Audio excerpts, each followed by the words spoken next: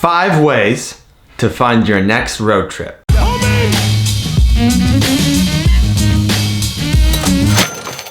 Pick up a side job. So you're probably already working if you are trying to save money for an upcoming trip.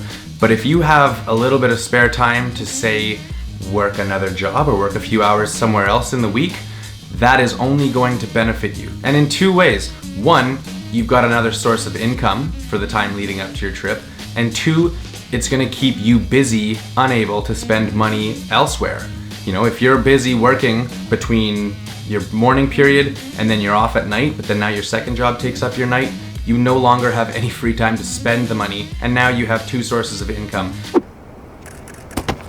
There are other ways, you know, maybe you can pick up a job just kind of helping out a friend with landscaping business or power washing or cleaning cars, whatever it may be. To quote our friend Max, he used to say, short-term pain, long-term gain. And so what he would do is he would work a very rigorous job, and he didn't necessarily like it, but he kept his head up and his chin down and he worked really hard at it. He suffered through it for a short period of time, and it ended up making him a ton of money. But was it worth it in the end? Yeah, if you ask him, it totally was. And now he's got the money to do what he needs to do with it, whether it's travel, whether it's put it into savings, whether it's buy a car. So you put in some hard work and you suffer for a little bit, but it comes out and you gain in the end.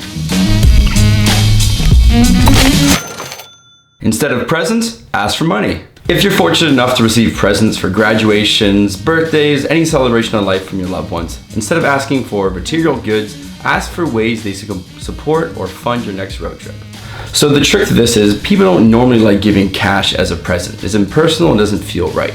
A cool way to do this is plan your trip and see you down the road what you'll be doing and what your friends or family can do to help you. If you're doing surf lessons, show them that you're interested in doing surf lessons, and during your road trip they can fund that or give you a little cash envelope for that. If it's helping to pay for gas, all vehicles need gas, maybe they buy you a gas card. Also, maybe you have a favorite restaurant or favorite coffee shop down the road that you know you'll be using down the line with your road trip. Ask for simple gift cards like that, not cash, something that they can give you and then afterwards they know you're using during the trip. Can y'all spit up, boys? So lastly, a great way to show your friends or family that you appreciate what they did for you was show them pictures or share a story with them of how they helped you during your trip. It's way better than just a scarf or a pair of socks that you'll wear once and then probably put in your bottom drawer and you'll never see it again. Woo! Drop meaningless spendings.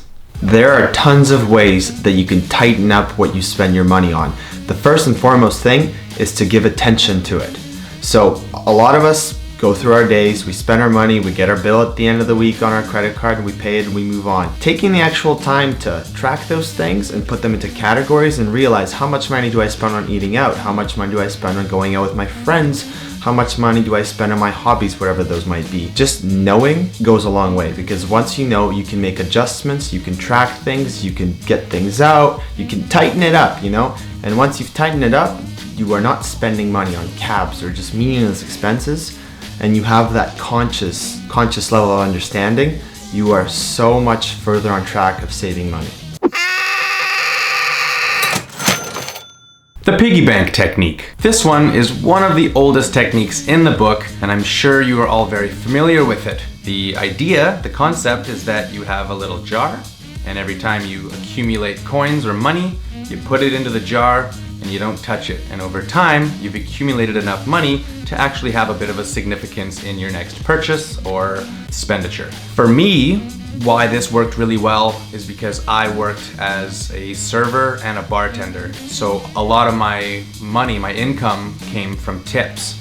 And the tips you get cash and you walk away with, and you've got to put it somewhere, you know? You're not gonna go and spend your paycheck somewhere. It goes in the bank. You put your paycheck in the bank, but with the tip money, you've got all this stuff accumulating, and if you work, 5 or 6 days in a week, you don't have time to spend the money that you've earned. So you can either go put it in the bank, or you can have your own separate little jar somewhere in your room or in a safe place that you store just kind of the excess. It's up to you how you wanna do it. Personally, if I know how much money is in my bank, then I spend based on knowing that quantity. So the more money I have in the bank, the more willing I am to spend. Coffee, coffee, coffee. Yeah. Yes. So I liked having a little jar in my room where I could put all this money in that I've accumulated day after day after day. All I know is there's a jar with some money in it that I kind of put in every once in a while. The other thing is that the High on Life boys and myself did this for a good year. I had quite a lot of money accumulated after the time the year was up and we were ready to go and do our travels. It's not a bad technique. It's very simple. Obviously works in your favor if you start using it and putting it to practice. So that's one of the techniques that I encourage you to give a try. Even though it's really, really cold, we're gonna go in. Screw the money, you don't need to. There's a lot of people that manage to be vagabonds, complete gypsies. They live a life where they're actually not spending much money at all.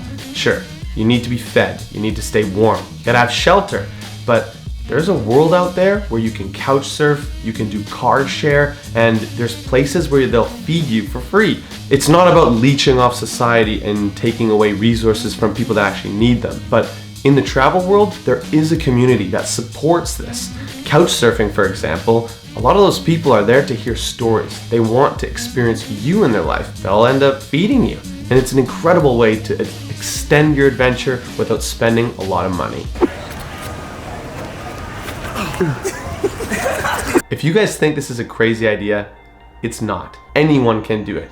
Imagine you needed $1,000 for an epic 14-day road trip. Something that you'd always dreamed of. It's something you want to do next year. If you wanted to save $1,000, you could do it in 5 months by saving $200 a month. Come on, tighten those expenses, pick up a side job, all these different tools. You can do it. I believe in you. Take this as a challenge. See it for yourself. What can you do in 1 month? What can you do in an entire year? On our road trip, we met dozens of people that said they've used these different tools and they managed to save a lot more money than they ever thought possible. It's crazy to think about how much money we waste on things that we think is important.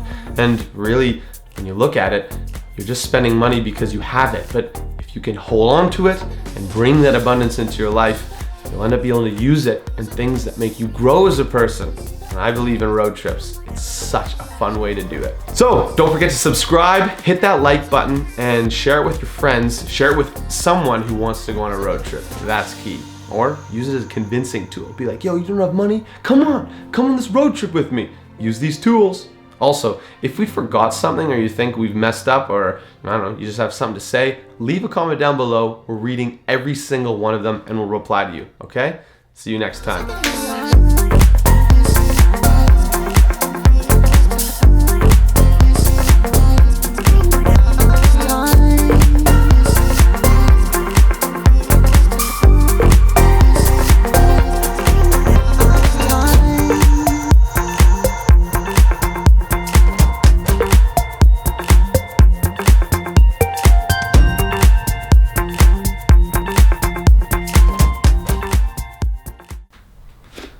5 ways. 5 ways to track your 5 ways to fund your next road trip. All right, perfect. This is going to the blooper reel.